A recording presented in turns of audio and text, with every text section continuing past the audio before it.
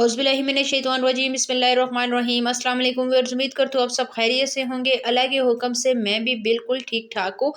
आज हम आए हैं एक और न्यू रेसिपी के साथ। आज मैं बनाने लगी हूँ मज़ेदार आलू की कचौरी। ये कचौरी इतने मज़े की बनाऊंगी कि आप यकीन करेंगे, ये खाने के बाद आप बाज़ार से लेना बिल्कुल भूल जाएंगे। आगे रमज़ान आ रहा है, रमज़ान के लिए ये सबसे स्पेशल डिश है। इतनी खस्ता और अंदर से इतने मज़े की ये बनेगी, तो रेसिपी को आपने बिल्कुल एंड तक देखना है। वीडियो को बिल्कुल भी स्किप नहीं करना है। वीडियो स्टार्ट करने से पहले रिक्वेस्ट है, जिसे चैनल को सब्सक्राइब नहीं किया प्लीज़ जल्दी से जाइए चैनल को सब्सक्राइब कर लीजिए। चलिए अपनी वीडियो स्टार्ट करते हैं। तकरीबन 1.5 कप के करीब मैंने ले लिया है मैदा, इसको मैंने छान लिया था। इसमें मैं डाल दूंगी आधे चाय का चम्मच अजवाइन, आधे चाय का चम्मच जीरा, थोड़ी सी कलवंजी और हस्बे जायका नमक।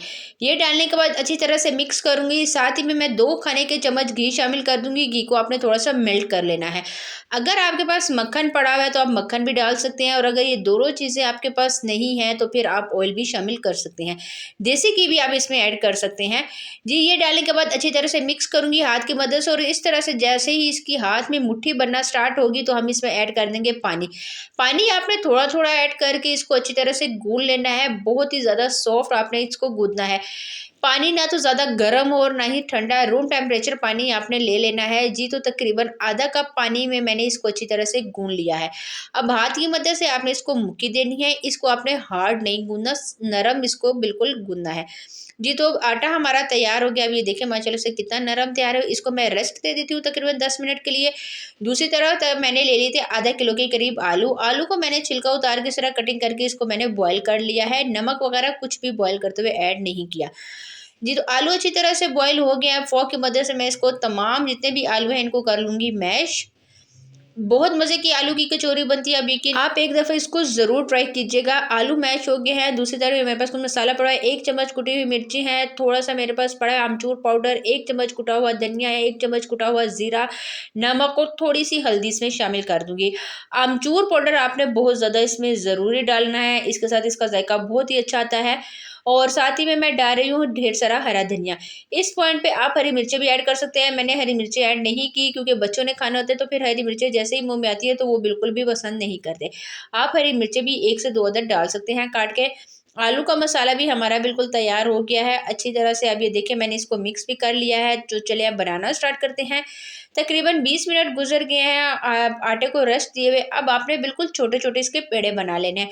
जितने छोटे पेड़े आप बनाएंगे उतनी ही कचौरी आपकी मज़े की बनेगी। ज़्यादातर इसमें खुश कांटा नहीं लगे, थोड़ा बहुत खुश कांटा लगाते हुए मैं इसको ये देखिए इसके पेड़े छोटे छोटे तैयार कर रही हूँ। सारे पेड़े इस तरह तैयार करके आपको दिखाती हूँ जी। तो पेड़े हो गए हैं तैयार, तकरीबन 12 से 13 पेड़े बने हैं।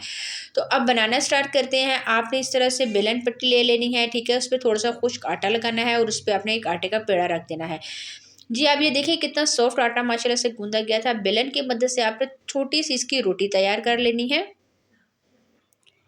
इस तरह से मैंने इसकी छोटी सी कर ली है रोटी तैयार। और अब ये जो आलू मैंने मिक्सर किया था इसका एक बाउल बना लिया है। और ध्यान से देखिएगा कि मैं इसको किस तरह फोल्ड कर रही हूँ। इस तरह दोनों हाथों से उठाते हुए मैं इसको पहले प्रेस करूँगी और फिर इसका हम दोबारा से एक पेड़ा बना लेंगे।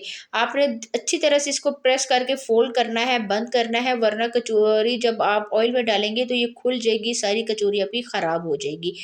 हाथ की मदद से आपने इस तरह ज़रूर प्रेस करना है। फिर अब उसके बाद हल्के हाथ से आपने बेलन लेना है और बेलन 1 से 2 दफ़ा घुमाते हुए इसको थोड़ा सा बड़ा कर देना है। इस तरह तैयार हो गया है। दूसरी भी तैयार कर लेती हूँ मैं। दोबारा से मैंने इस तरह रोटी बना के इसको प्रेस करना है। प्रेस करने के बाद फिर आपने दोबारा से गोल पेड़ा बना के हाथ की मदद से इसको रोटी की शेप ला देनी है इस तरह से। और अगर आपने बेलन के साथ नहीं करना तो फिर इस तरह आप हाथ की मदद से भी बड़ा कर सकते हैं। इसको आराम से हो जाएगी क्योंकि आटा माशाल्लाह से इतना अच्छा गूंदा हुआ है जी। तो अब फ्राई करना स्टार्ट करते हैं। ऑयल मैंने पहले से गर्म होने के लिए रख दिया है। एक कचौरी मैंने पहले बना के देखी थी, माशाल्लाह बहुत अच्छी बनी है। अब मैंने इसमें कचौरियाँ डाल दी हैं जितनी आपकी कढ़ाई का साइज़ होगा उतनी। और ये देखें यहाँ से थोड़ी सी वीडियो स्किप हो गई। एक तरह से जब तक ब्राउन होगा ये खुद ब खुद ऊपर आएंगी। आपने फिर इसको साइड चेंज करते हुए इसको गोल्डन ब्राउन करना है। बिल्कुल स्लो फ्लेम पे कचौरी बनानी है। चूल्हे की फ्लेम को अगर हाई करेंगे तो ऊपर से ये ब्राउन हो जाएगी, अंदर से ये कच्ची रहेगी कचौरी। अब ये देखें हो गई है। अब मैं इसको निकाल लेती हूँ। ऑयल आपने छान लेना है अच्छी तरह से।